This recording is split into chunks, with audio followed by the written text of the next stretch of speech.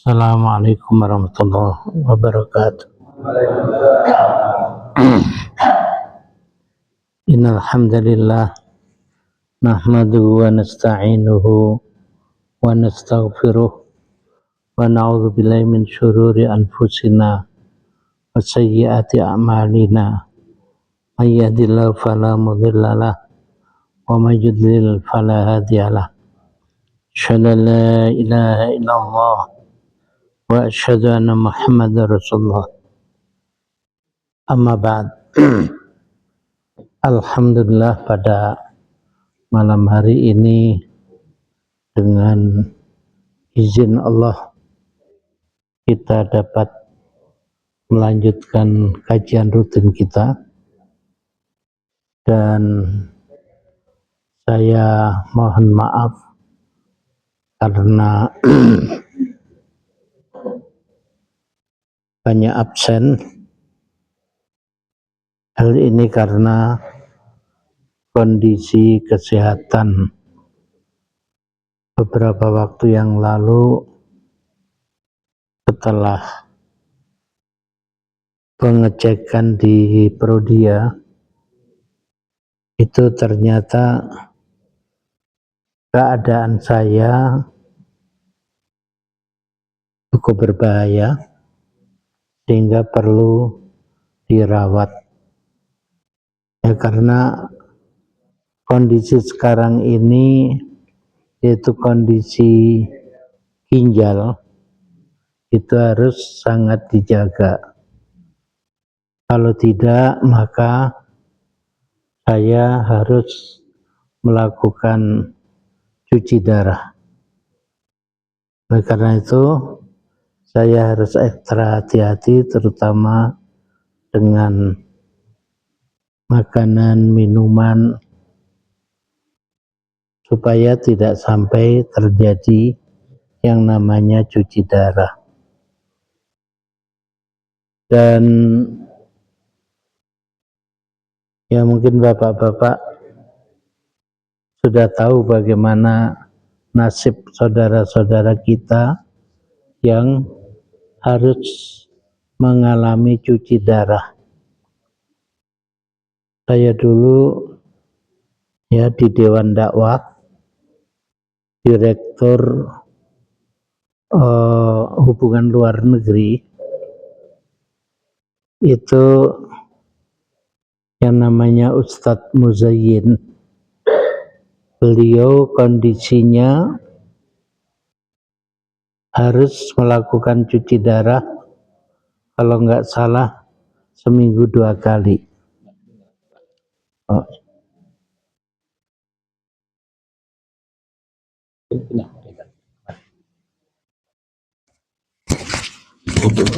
Saya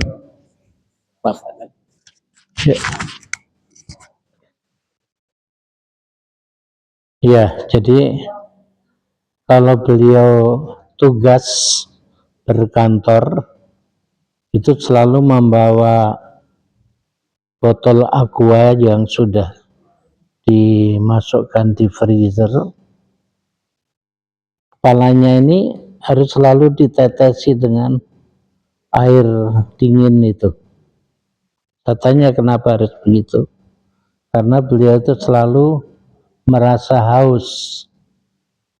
Sedangkan sebagai orang yang sudah sampai kondisi itu, yang namanya minuman itu sangat dibatasi.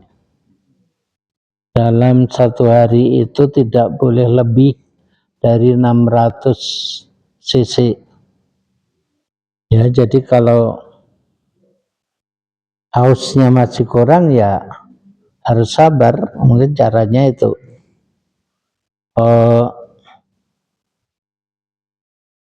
entah berapa lama kemudian beliau wafat, lalu saya menggantikan sebagai Direktur Hubungan Luar Negeri. Saya melihat bahwa cobaan yang dialami orang yang terkena kondisi semacam itu memang berat sekali, termasuk cobaan bagi keluarga. Oleh karena itu, saya mohon bantuan doanya, terutama ketika sholat tahajud, yaitu dimohonkan kesembuhan dari Allah Subhanahu wa Ta'ala. Insya Allah dengan doa para jamaah, semoga Allah mencabut yaitu segala penyakit dari saya dan dari bapak-bapak, ibu-ibu semua. Demikian sekedar informasi. Kemudian hari ini kita melanjutkan kajian yaitu dari kitab Nailul Maram fi Tafsir Ayatil Ahkam. Kita hari ini sampai pada bahasan ke-11-12, yaitu firman Allah Subhanahu wa Ta'ala, A'udzu billahi minasyaitonir rajim, ya ayyuhalladzina amanu kutiba alaikumus syiyam kama kutiba alal ladzina min qablikum la'allakum tattaqun. Ayat 183 surat Al-Baqarah. Lalu yang kedua adalah ayyamam ma'dudat. Faman kana minkum maridan aw ala safarin fa'iddatun min ayyamin ukhar. Wa 'alal ladzina yutiqunahu fidyatun ta'amu miskin. Faman tatawwa'a khaira fahuwa khairul lah wa antasumu khairul lakum in kuntum ta'lamun. Lalu bahasannya beliau menyampaikan la khilafa bainal muslimin ajma'in anna shauma ramadan faridah iftaradahu Allah subhanahu wa ta'ala ala hadhil ummah. Tidak ada khilaf, tidak ada perbedaan pendapat di antara umat Islam bahwa puasa Ramadan itu adalah merupakan faridah, merupakan kewajiban yang Allah mewajibkannya kepada seluruh umat. Wasyamu fil lughah, syam dalam bahasa asluhu al-imsak wa tarkut tanakul min hal ila hal. Makna asli daripada syam adalah al-imsak. Al-imsak artinya menahan diri. Wa tarkut tanakul, dan menghindari suatu perpindahan min hal ila hal, dari satu keadaan ke keadaan lain. Wa huwa fi syara', sedangkan menurut syariat al-imsak minal muftirat maqtiran an-niyah min tulu'il fajr ila ghurubi syams, yaitu menahan diri dari semua makanan ataupun minuman dengan niat, yaitu sejak terbitnya fajar shadiq sampai terbenamnya matahari. Wa kila al-marid halatan in kana la yutik as-saum kana al-iftar azimah. Ya, kemudian dikatakan bahwa keadaan puasa bagi orang yang sakit itu ada dua macam, yaitu jika dia nggak mampu puasa, maka berbuka puasa itu menjadi kewajiban. Ya, jadi buka puasa bagi orang yang puasanya, bagi orang yang nggak mampu berpuasa, buka puasa itu wajib, bukan suatu pilihan, bukan suatu sukarela, ya, tapi wajib berbuka puasa, wajib tidak berpuasa. Wa in kana yutikuhu ma tadarrur wa masyaqqah kana rukhsah. Kalau orang yang sakit itu mampu untuk berpuasa, akan tapi dengan tadarrur. Tadarrur itu kemungkinan, yaitu sesuatu yang menyebabkan madarat bagi dirinya, atau masyaqqah. Masyaqqah itu sesuatu yang sangat memberatkan, seperti ya misalnya bisa puasa tapi kadang-kadang pingsan, ya, karena memaksakan diri, itu puasa dengan masyaqqah. Maka hukum tidak puasa itu ada sebagai rukhsah, ya, sebagai rukhsah. Rukhsah itu artinya keringanan yang Allah berikan. Wabihala qalal jumhur, yang seperti tadi itu adalah pendapat jumhur ulama, pendapat sebagian besar ulama. Waqtalafa ahlul ilmi fi safar al-mubih al-iftar.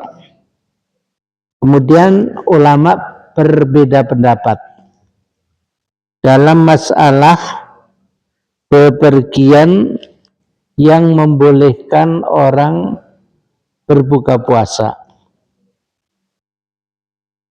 Fakila masafat qasr as-shalah wal khilaf fi qadriha ma'ruf. Nah, jadi mereka sebagian berpendapat bahwa sesuai dengan aturan orang dibolehkan mengqasar salat. Mengqasar salat seperti dijelaskan tadi, ini terjadi khilafiyah. Ada beberapa pendapat orang boleh qasar itu dalam jarak berapa. Di dalam kitab Bulughul Maram ada hadis yang menjelaskan bahwa Nabi qasar pada jarak sekitar 3 farsakh. 3 farsakh itu 3 mil.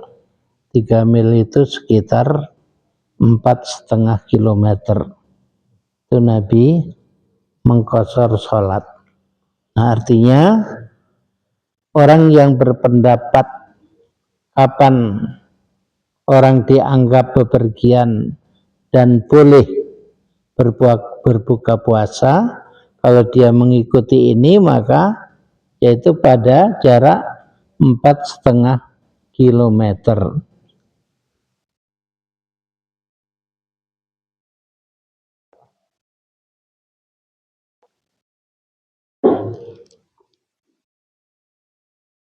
Ya, mungkin kalau kita memikirkan masalah jarak mengqashar sholat, jarak kita boleh berbuka puasa di zaman ini agak susah untuk menyamakan dengan apa yang dipraktekkan zaman dahulu. Ya, dapat kita bayangkan zaman Nabi orang pergi jarak 4,5 kilometer jalan kaki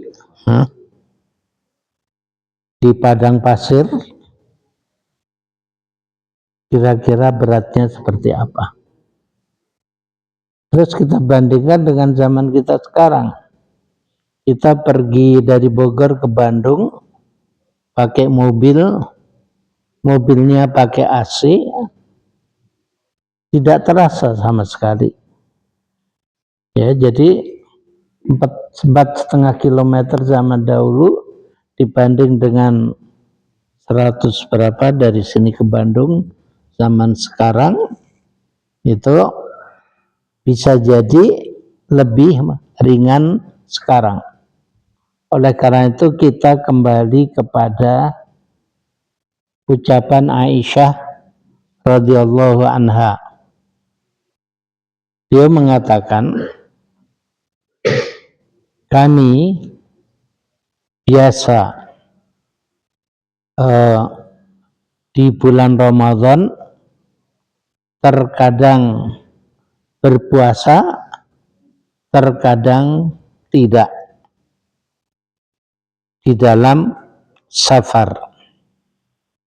Hal itu kembali kepada keadaan. Kalau safar itu merupakan sesuatu yang berat, maka kami tidak puasa. Kalau safar itu memberatkan, maka kami tidak puasa. Ya. Jadi ini yang dijelaskan oleh Aisyah Ummul Mukminin. Oleh karena itu ya kita kembali kepada tadi, ya seperti apa nilai bepergian bagi kita, seperti apa beratnya puasa bagi kita. Nah kemudian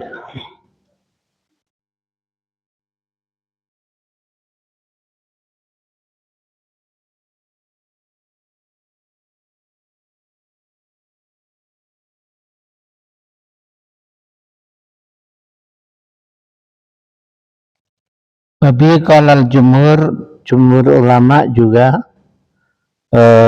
berpendapat seperti itu. Wa qala ghairuhum bimaqadir la dalila 'alaiha. Dan yang lain punya pendapat-pendapat berdasarkan dalil-dalil yang menurut ulama penulis buku ini la dalila 'alaiha. Tidak ada dalil yang kuat, ya, yang dipertahankan oleh kelompok ini. Wal haq anna ma sadaqa alaihi musamma safar fa huwa alladhi yubahu indahu al-fitr.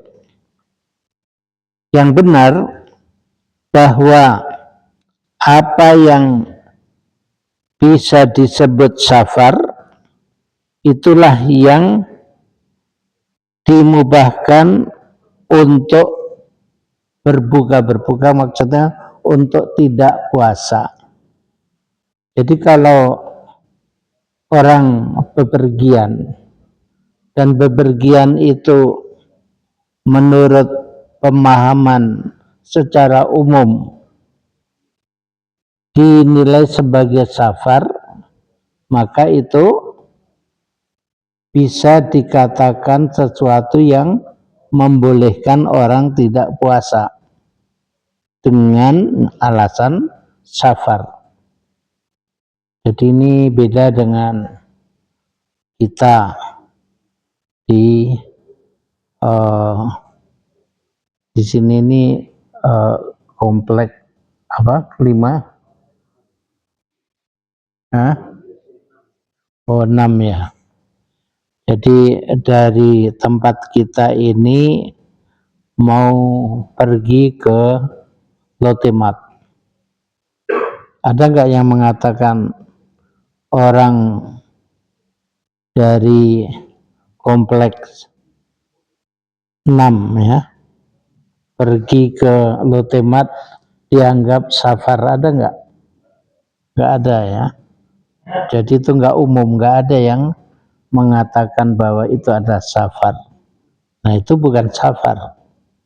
Tapi kalau menurut pengertian umum bahwa itu adalah suatu yang bisa disebut safar, maka orang itu boleh untuk tidak berpuasa.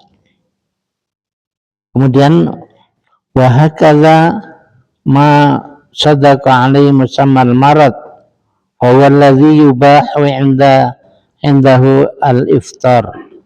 Begitu juga orang yang disebut sakit, ya, yang disebut sakit, yang disepakati bahwa itu adalah sakit, maka orang tersebut boleh untuk tidak puasa.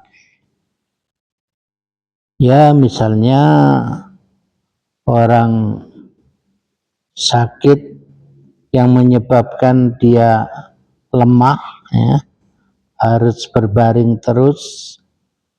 Nah, dia gak kuat untuk puasa. Maka sakit yang seperti itu membolehkan dia tidak berpuasa. Tapi kalau sakit gatal misalnya ya, sakit gatal itu di Indonesia saja gatal disebut sakit ya. Kalau di negara lain nggak ada yang nyebut gatal sebagai sakit ya. Kalau bahasa Arab gatal itu mahak ya, mahak itu ada gatal. Di Jerman disebut yuge ya, yuge itu gatal ya, nggak ada yang menyebut sakit. Maka artinya tidak disepakati bahwa itu adalah merupakan sakit. Tapi kalau orang sakit paru-paru, sakit jantung di seluruh dunia itu menyebut sebagai sakit. Jadi kalau disepakati bahwa itu ada sakit, maka dia boleh untuk tidak berpuasa. Waqad waqa'al ijma' 'alal fitr fi safar at-ta'ah wa ikhtalafu fi al-asfar al-mubahah. Dan telah terjadi ijma'. Ijma' artinya kesatuan pendapat, yaitu untuk boleh berbuka bagi yang bepergian at-ta'ah. Ya, bepergian ta'ah itu artinya bepergian karena ketaatan kepada Allah. Misalnya kita mau pergi ke Blok M untuk sholat Jum'ah di Masjid Al-Azhar, karena kita dengar bahwa yang khutbah di sana ada ulama besar internasional. Jadi kita pergi jauh ke Al-Azhar untuk sholat Jumat. Itu namanya safar karena taat. Ya, beda dengan orang pergi ke di Riyadh. Nah, sayang sekali itu pernah terjadi maksiat yang dipertontonkan, yaitu smackdown yang dilakukan oleh petarung-petarung perempuan, ya, dengan pakaian ya kita tahulah. Nah, yang semacam itu dipertontonkan di ibu kota Riyadh. Terus ada orang sektor 6 karena duitnya banyak sekali, jadi datang ke Riyadh untuk nonton, bukan pergi ke Mekah untuk umrah ya, tapi untuk nonton maksiat tadi. Itu namanya bepergian karena maksiat. Nah, ulama memberikan hukum yang berbeda antara bepergian karena taat dengan bepergian karena maksiat. Bepergian karena taat itu otomatis punya hak rukhsah, yaitu untuk tidak puasa dalam safar. Sedangkan pergi karena maksiat itu enggak ada hak untuk membatalkan puasa. Ya. Kemudian waqtalafu fil asfar al-mubahah. Kemudian mereka berbeda pendapat mengenai bepergian yang bersifat mubah. Wal haq anna rukhsah thabitah fiha wa kadza ikhtalafu fi safar al-maksiyah.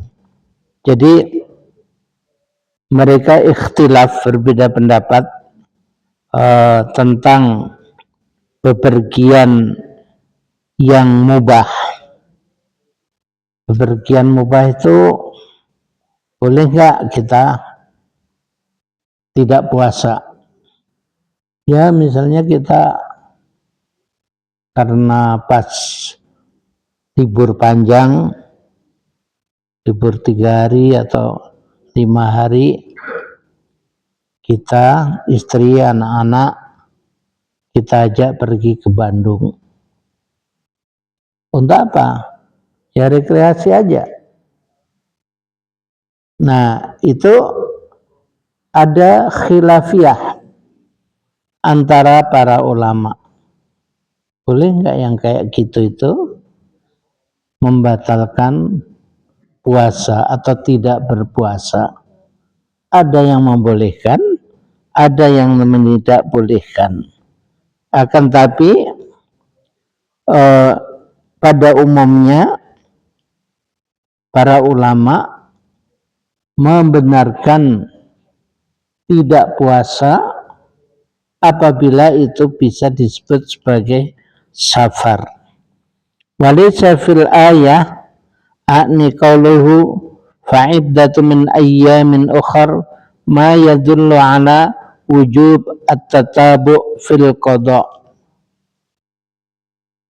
Dan pada ayat yaitu fa'iddatu min ayyamin ukhar, supaya diganti dengan hari-hari yang lain, itu tidak ada petunjuk yang menunjukkan bahwa membayar hutang puasa itu harus berturut-turut.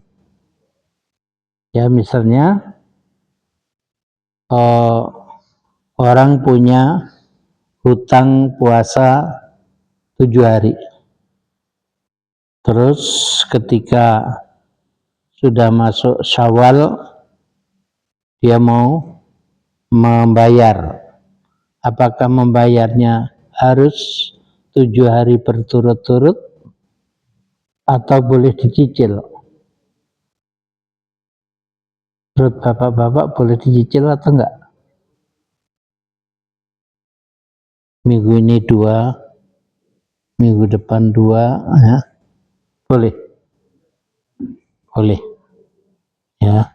Nah, ini yang dikatakan tadi, bahwa pada ayat fa'iddatu min ayyamin ukhar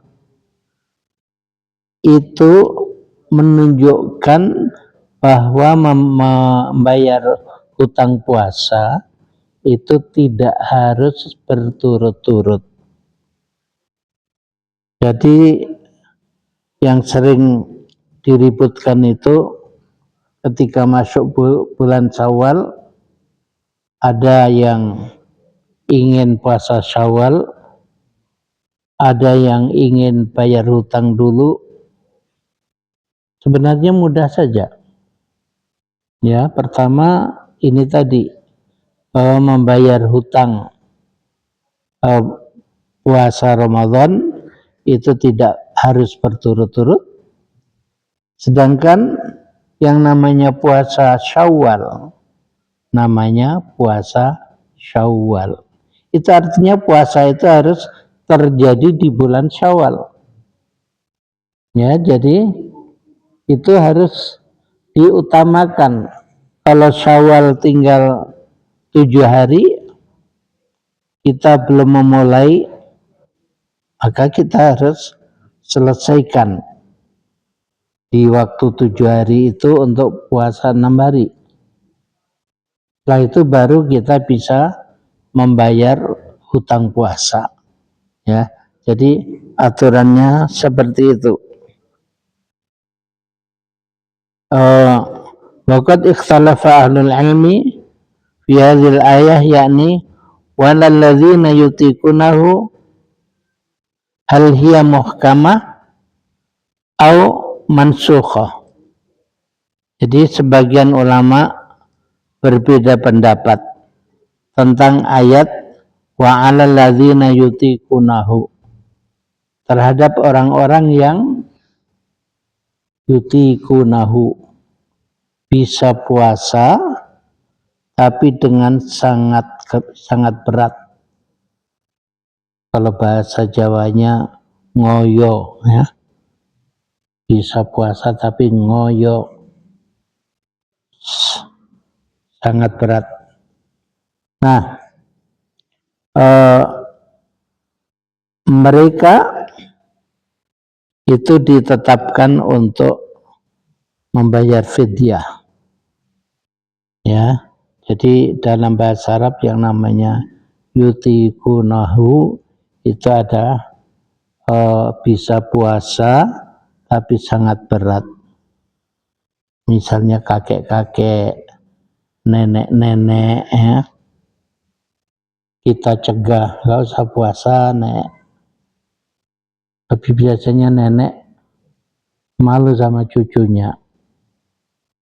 Cucunya masih SD, pada puasa semua, ya. Masa saya nggak puasa, malu.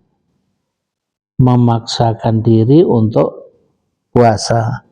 Akhirnya yang terjadi apa? Pingsan atau jatuh sakit.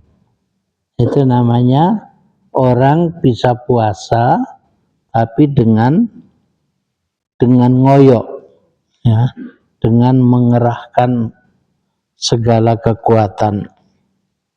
Ayat itu apakah muhkamah, artinya masih tetap sebagai ketetapan hukum, au mansukhah, atau ayat itu dihapus, dinasakh dengan ayat lain. Wa inna makanat rukhsah inda ibtida fardhi syam li annahu syaqqa alaihim wa kana man at'ama kulla yaum miskinan taraka shaum. Jadi di sini dikatakan bahwa ayat tersebut tadinya yaitu diamalkan sebagai rukhsah ketika puasa baru difardukan. Sebab orang yang puasa tapi berat, ya, maka mereka dengan mudah bisa diberi keringanan dengan membayar fidyah. Sehingga siapa yang memberi makan satu orang miskin, maka dia bebas untuk tidak berpuasa. Itu ketika masih baru disyariatkan. Setelah itu dinasahkan, ya.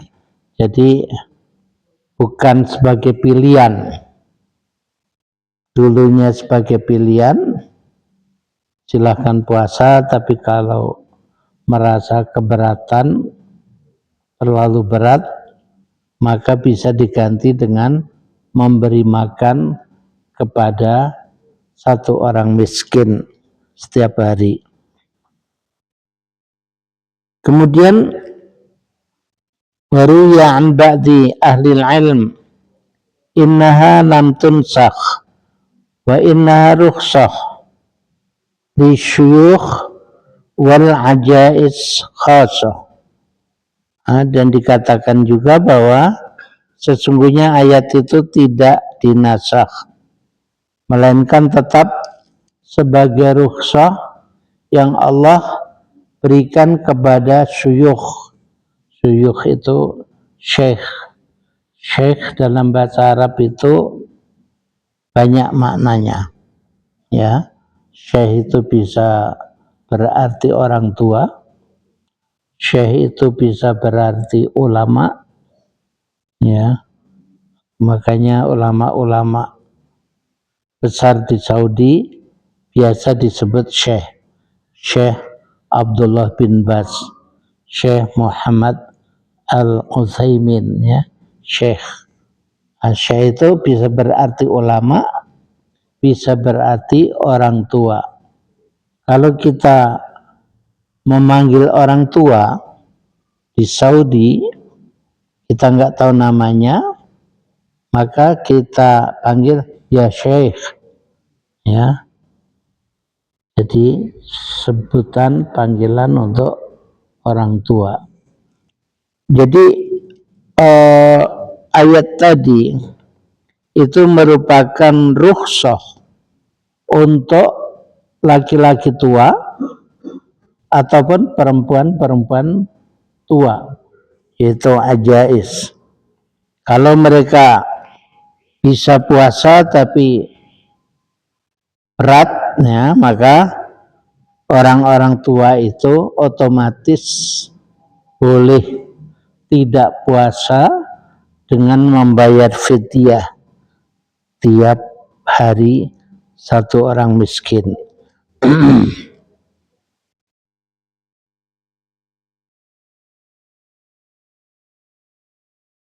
Waqad ikhtalafu fi miqdar al-fidyah. Para ulama berbeda pendapat mengenai takaran fidyah.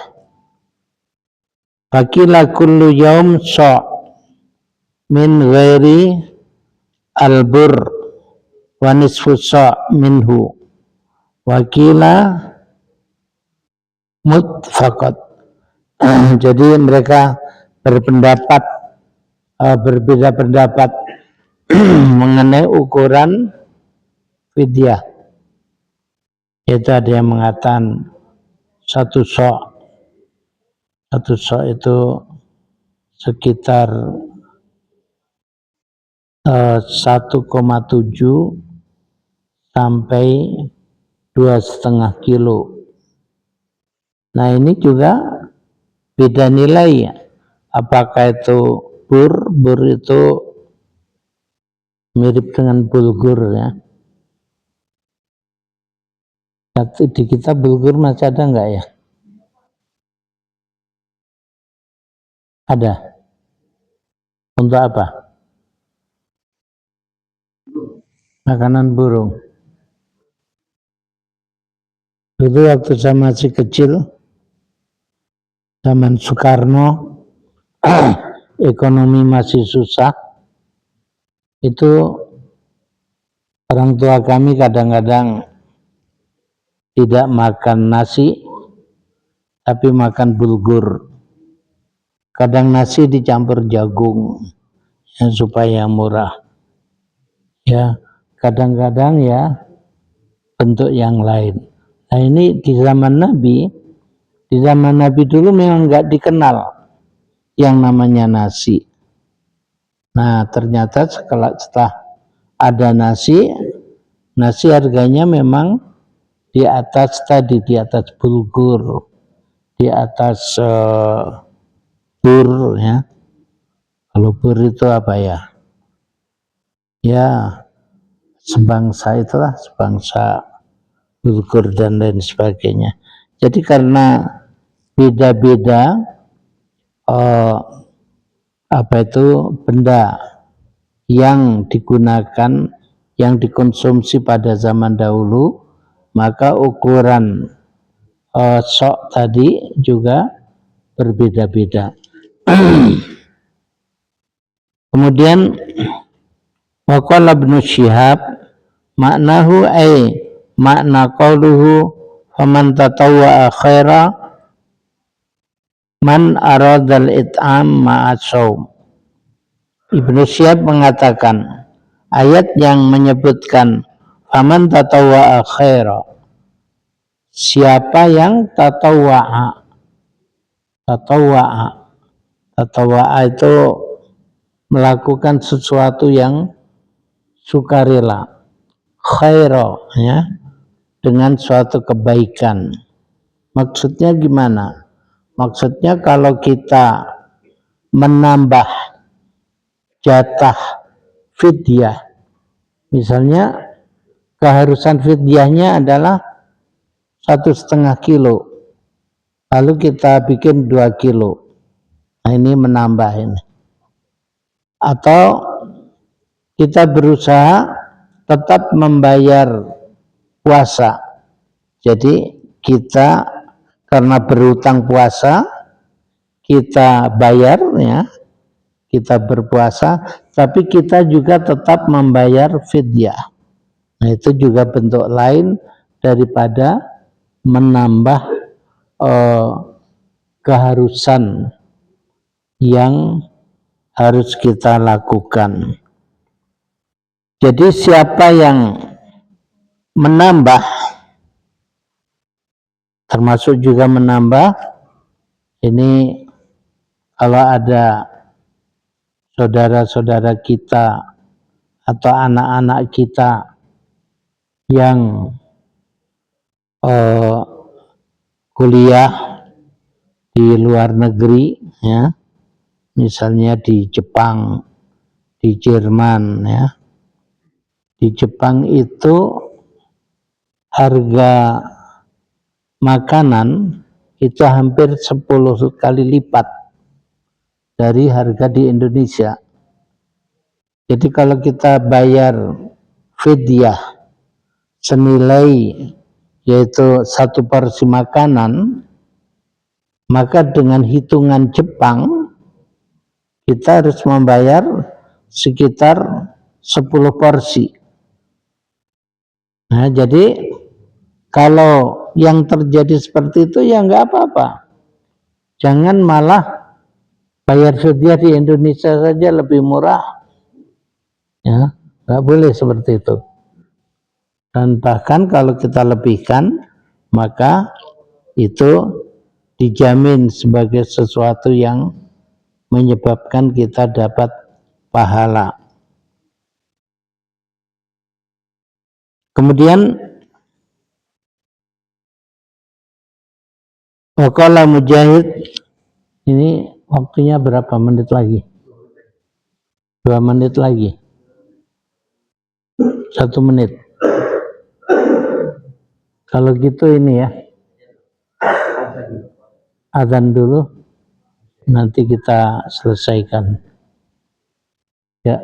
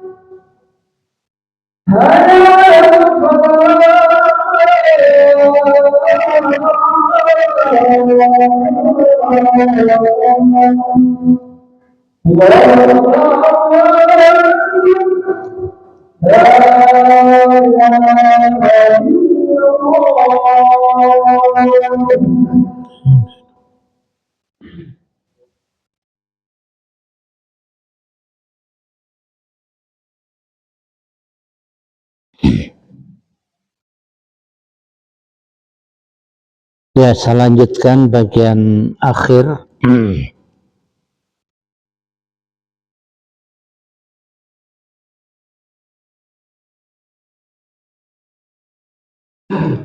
Wa antasumu khairul lakum, maknahu anasyam khairul lahum minal iftar ma'al fidyah. Ya, bahwa bagi kamu lebih baik puasa. Itu maksudnya bahwa puasa itu lebih baik daripada tidak berpuasa meskipun membayar fidyah.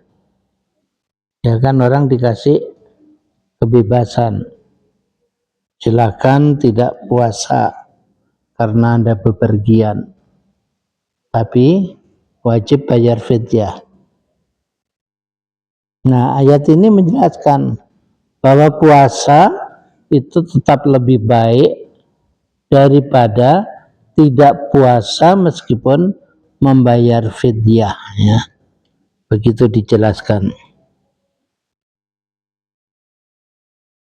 Wakila maknahu antasumu fis safar wal marad ghairsyak. Dan juga maknanya bahwa kamu berpuasa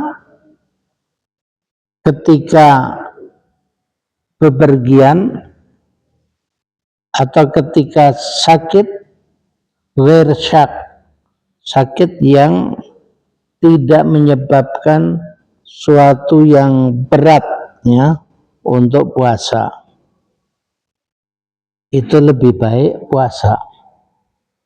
Misalnya orang sakit TBC, ya, orang sakit TBC bisa saja dijadikan alasan untuk tidak puasa lalu membayar fidyah.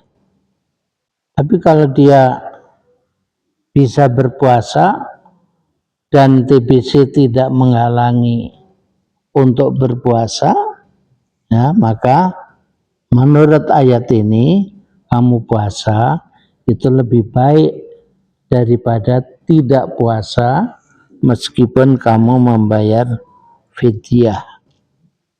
Ya, itu untuk kajian hari ini. Selanjutnya kita masih ada waktu Barangkali ada yang mau bertanya atau berkomentar, silahkan. Ya.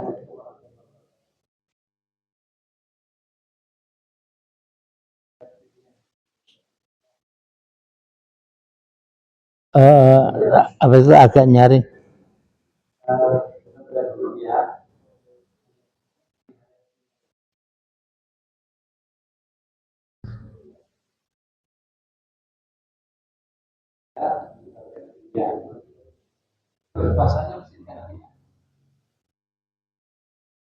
Jadi kalau orang tidak puasa karena bepergian atau karena sakit dan bayar fidyah, itu tadi, kalau dia membayar puasa dan tetap membayar fidyah, maka itu lebih baik, pahalanya bertambah.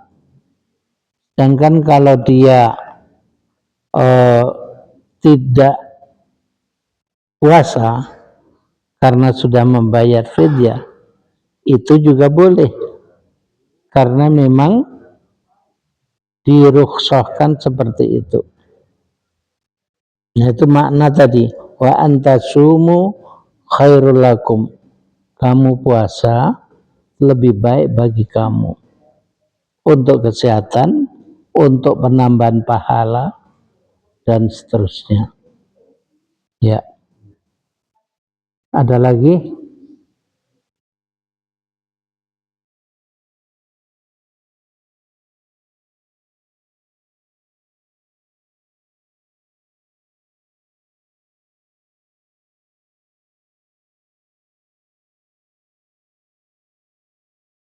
Dan nggak ada pertanyaan?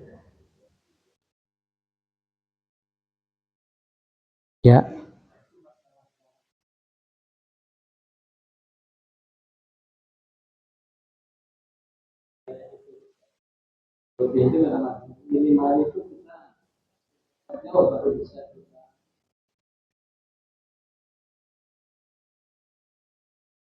Iya. Jadi itu sesuatu yang relatif. Makanya harus kembali kepada ucapan Aisyah radhiyallahu anha, bahwa kami dulu biasa berbuka kalau memang bepergian itu memberatkan, dan tidak berbuka kalau bepergian itu tidak memberatkan. Jadi kembali ke sana. Jadi meskipun katakanlah jarak tadi kan 4,5 kilometer, orang boleh tidak puasa. Ya mungkin di zaman kita pun bisa terjadi. Misalnya kita memang ada kan kelompok namanya pecinta alam, kemana-mana jalan. Terus dari sektor 6 mau ke puncak Gunung Salak. Ya, mungkin baru 10 kilometer juga ketika sudah mulai menanjak itu menjadi berat. Nah, ini kembali kepada tadi, seperti apa masyaqqah dari perjalanan. Kalau perjalanan itu memang memberatkan, maka ada masyaqqah, berarti kita bisa tidak puasa. Ya.